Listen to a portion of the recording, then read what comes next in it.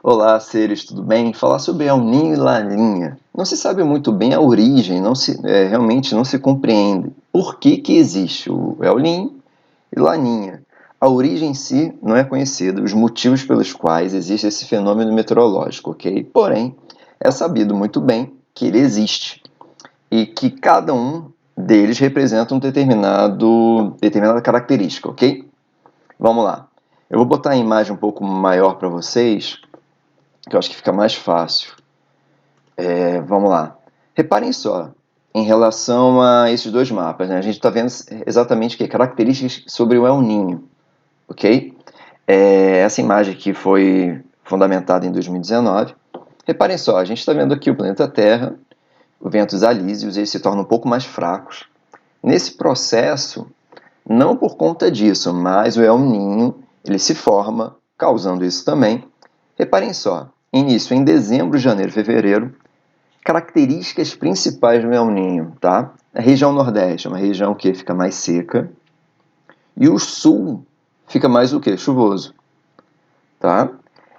Reparem só, a região norte também quente mais chuvosa, mas comparativamente em junho, julho e agosto, a região sul continua chuvosa, né? A região mais ao norte do Brasil também é quente. A gente não vai falar sobre as influências em relação ao mundo, ok? Mas influencia o mundo todo. O que em si é o El Niño? El Niño é o aquecimento que faz com que a água do Pacífico ele aqueça. Legal. Reparem só que, segundo esse mapa aí, esse aquecimento ou resfriamento que é a El Niño é próximo, no caso do Mar do Equador e Peru, né? Ele forma, por exemplo, o El Niño, ele acaba formando o quê? Uma massa de ar, né, quente e úmida, chamado de processo convectivo. Essa subida de ar quente influencia as camadas mais elevadas, formando as nuvens. As consequências, como a gente já viu, né, pelo próprio mapa, que a região nordeste é mais seca e a região sul mais chuvoso. Isso que é a característica principal do El Niño, ok? Essa região aqui é um aquecimento anômalo dessa região do Mar Pacífico. E por conta disso, a gente tem essa característica do El Niño. E vale lembrar e ressaltar que nós não sabemos a origem disso, ok? Para ficar bem claro, beleza? E acaba aqui alterando todo o sistema de chuvas, ok? Então vamos lá, vamos falar então um pouquinho mais sobre a influência do El Niño no Brasil. Essa alta subtropical do Atlântico Sul, chamada ASAS, é a formação de nuvens, ok? E reparem só, isso aqui é o quê? Formação de energia eólica, né? Energia elétrica a partir de fonte eólica. E o Nordeste, ele apresenta o quê? Praticamente 85% de toda a produção. Se o Nordeste, a região Nordeste, ela apresenta praticamente toda essa produção, ela é beneficiada.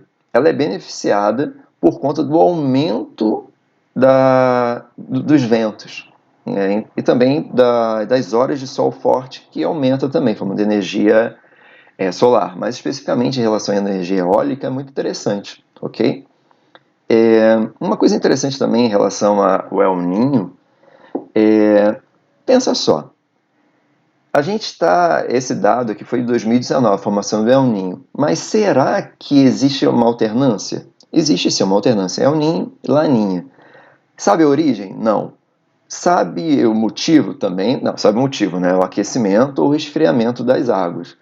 Mas o interessante é ressaltar que você não sabe o porquê que isso acontece. A gente compreende os fenômenos, compreende as consequências, mas não sabe o porquê que isso acontece, ok? Vamos para a próxima agora, mostrar o seguinte, características gerais, isso que você tem que gravar, ok? Efeitos da agricultura brasileira. El Niño, região norte, né? De forma geral, fica mais norte, nordeste fica mais seco, e a região sul do país como um todo chove mais. Laninha, que é o inverso, que é o resfriamento das águas do Pacífico, ok? O norte, mais chuvoso, e o sul mais seco, beleza? Muito fácil compreender isso. Agora vamos falar um pouquinho sobre a tal da laninha. Para ficar mais fácil, obviamente, vamos lá de novo, o mapa maior aqui. Reparem só nessa imagem aqui, ó. Nessa imagem. Você vê agora o seguinte, você vê o quê? O resfriamento de toda essa região aqui. Isso em 2017, 2018, né? Alternância, né? 2017 Laninha, 2019 El Ninho. E mostrando a diferença, né? O Nordeste aqui chuvoso, mais chuvoso, o Sul um pouco mais frio. Esse dezembro, janeiro, fevereiro. Em relação a junho, julho e agosto, mais seco, né? E quanto que isso influencia, de certa maneira, o mundo como um todo, né? Mostrando que influencia o sul da África, influencia toda a região aqui da Ásia, né? E Laninha. Laninha está acontecendo nesse momento agora na região. Estamos em 2020 e a formação da Laninha ela está se formando. Nesse momento a gente consegue perceber que existe um processo de resfriamento do Pacífico. E por conta disso, está iniciando o processo de resfriamento e a gente vai perceber exatamente o quê? Que a região que a gente conhece como Nordeste, por conta da laninha, que a gente vai começar em setembro, né, vai ficar o quê? Região mais chuvosa. E qual a importância disso? A importância é que, poxa, para a agricultura é muito importante, para as grandes cidades, para os gestores das grandes cidades, mas principalmente para a agricultura.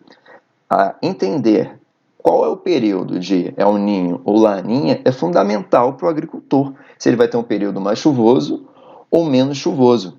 Isso é importantíssimo para ele escolher qual tipo de grão que ele vai plantar, qual safra que ele vai, qual o período de colheita da safra e assim por diante. Ok? O que mais que eu posso falar? Acho que a ideia principal é essa, é compreender que o El Ninho é o aquecimento, Laninha é o resfriamento e que a influência se dá exatamente com o mapa mais legal de todos esse daqui, ó, perceber isso, El Ninho, aquecimento no norte, a região nordeste, né, e Laninha, que a gente vai começar agora em 2020, nesse processo, agora, exatamente nesse processo agora, a gente está em setembro, iniciando isso daí, a gente está sendo influenciado pela tal da Laninha, ok?